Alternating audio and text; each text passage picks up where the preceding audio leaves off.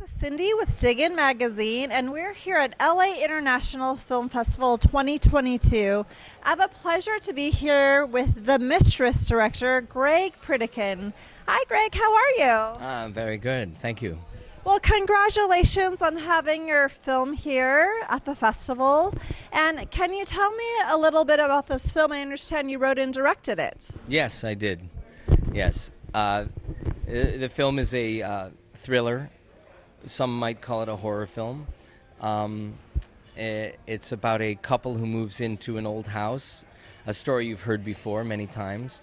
And what happened was my wife and I moved into a house in Angelino Heights, which is the oldest neighborhood in Los Angeles. And we moved into a Victorian home, which is 130 years old. And the story of the house was so fascinating, and being there was so inspiring that I said, if there's ever a global pandemic, I'm going to make a movie in this house. Oh, wow. And lucky for us, there was a terrible, devastating pandemic that worked out great for us. So I'm really happy, that we got to enjoy a pestilence and have my opportunity to make a horror film in my house. That's amazing. Wow, that's a really unique story. And how long did it take you to make the movie? Like, how long was the shoot? Well, the shoot was relatively short because it was a low-budget film. We shot for about 21 days with about 6 weeks of prep. And the prep consisted of moving my wife and daughter out of the house into another house so that they could empty all the furniture out of our house so that we could recreate a newlywed couple moving into this house, into an empty house. And then slowly, little by little, they decorate the house with furniture that wasn't ours, so nobody could actually be living in the house. So that took about 6 weeks, and then we shot for 3 weeks. And then, Well, I guess that's wonderful. And I guess shooting in your own house would have helped the budget, wouldn't it? Yes, we saved a lot of money on location fees. That's for sure. That was. It's a very unique house. It was built in the 1890s. There's not many houses that look like ours, so I don't know how we would have found another house. And in fact, at one point, we were looking to shoot in Montana. I know a lot of shows are being shot in Montana right now. The producer had just was working on a feature in Montana, and he liked the incentives and the rebates or whatever. And he says, let's shoot this in Montana. And I wrote the script specifically for the layout of the house. And the thought of rewriting a script for another house was daunting to me. I really didn't want to do it. I was like, we really need to shoot it in this house because I don't want to rewrite the scene where this person goes down through this door and back this stairway. And so luckily we were able to shoot it here in LA.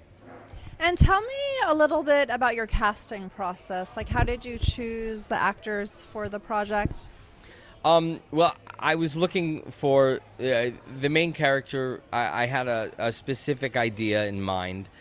And I was watching, one night I was watching Kelly Reichardt's film First Cow. And Kelly Reichardt, who's one of my favorite filmmakers, she cast this actor who works all the time, and he's not a star yet, but he should be, but he works, he's in everything.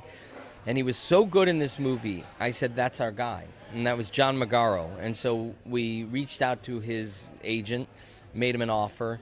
And thankfully, he really liked the script and came on board.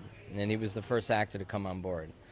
And it was easier to get other actors because his name means something within the acting community, even if he's not a movie star, which he should be, because he's one of the best young actors out there. And then we had a casting director, Patricia McGorkle in New York, who is fabulous. Does a lot of big movies, and she was kind of slumming it for us because we didn't have much money, but she was able to get to anyone. That's the kind of the magic of making independent film. You can pretty easily get to any actor if you make them a legitimate offer. Chances are they'll say no, but you'll at least get the no pretty quickly. Yeah. And what would you say were the highlights and challenges of the filmmaking process?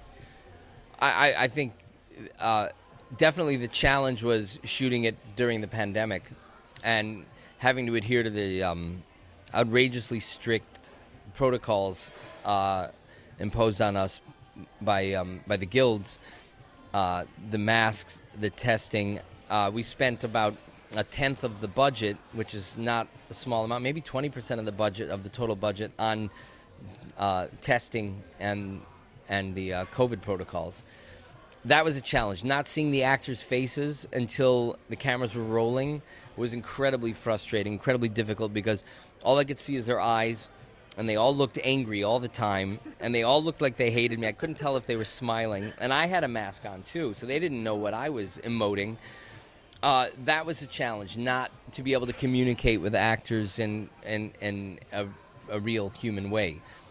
And again, cameras are rolling. Then they take the masks off, hand it to the COVID officer who goes around, and it hampered a lot of our spontaneity and our ability to move quickly, because there was a process. Every time we called cut, the masks would go back on, and there was a delay as they went through the rigmarole of protecting the cast and crew. Well, it really is an accomplishment that you got through it, and that you released The Mistress. So congratulations on that, and congratulations on having it here at LA International Film Festival. And we're so glad we got to chat with you. So thanks for being here with us with Dig In Magazine, and best of luck with the film. Thank you very much. My pleasure.